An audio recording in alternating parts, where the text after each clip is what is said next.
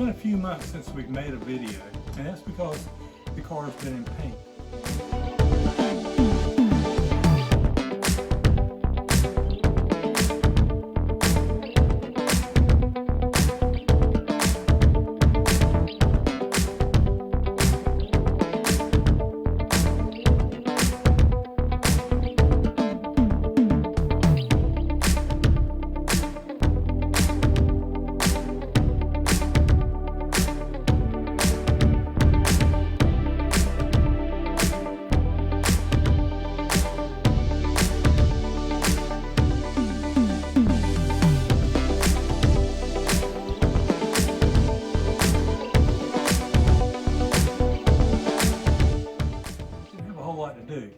But while the car was in paint, I did upholstery. I restored a bunch of small sub-assemblies. Really not anything pretty to look at, but it's stuff that's got to be done before you assemble the car.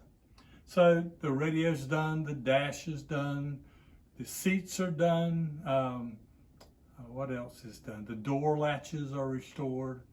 A whole bunch of stuff over here. Hood latch, motor mounts, suspension's been redone.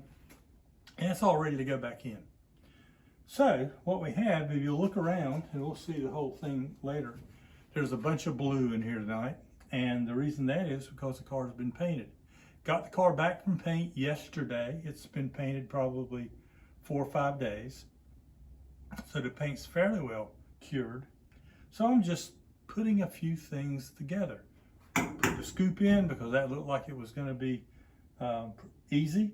Worked out fine. Put the end caps on. They look good, and they line up perfectly. But since this car has new quarters, new doors, and new fenders, you think that'd be easy. But let me tell you something. When Ford builds something, they build it to work. The end point of their manufacturing process had to be for it to work properly on the vehicle they were going to put it on. But the aftermarket doors you get now, they're not. They're made to fit in the box, I think. It took us several tries to get a non-dented door from the supplier, but things like that happen. Right now, I'm putting door handles in, and the brackets for the door handles don't fit. So I'm having to use the older door handle brackets right here. And they lift it to actually actuate the door. But when you put this in, this piece right here, it rubs on a support bracket on the inside and won't let it seat fully, and the attachment screws inserted. And it's basically because there's a piece of sheet metal here that's just a millimeter or two off in this hole, and I've done some grinding on it, you can probably see. But it's the little things like that that make all the difference in the world. The person that made this had no idea what went in this hole or cared.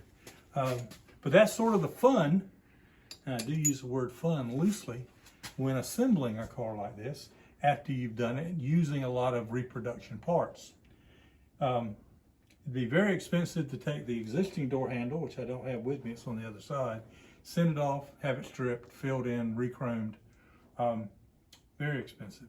But so aftermarket is what you use. And for the most part, the shiny bits fit fine.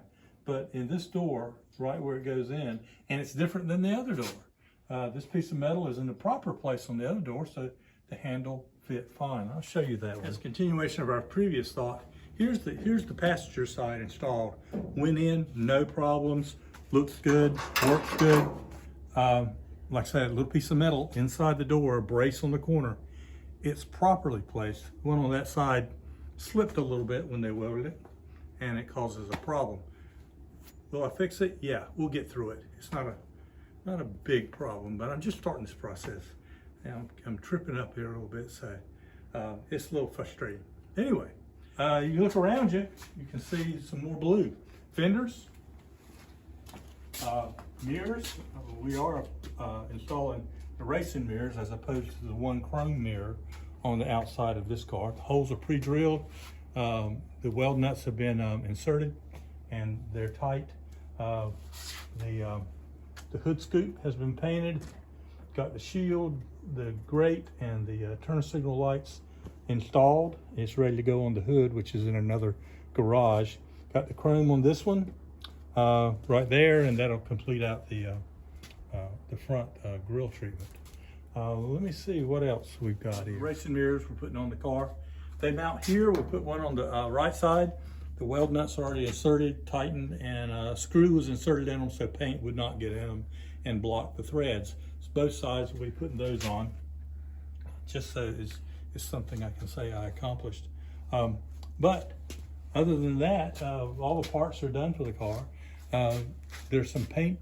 The next process and the next things I'll be doing is getting the painting finished. I got to paint inside the trunk area.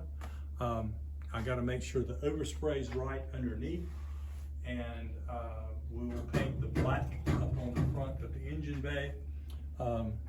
This is just basically primer right here, but I'll pull it down, scuff it up, and paint it with a Sims trim black, which is what I use. I have to find that color black to be appropriate for what I use it for.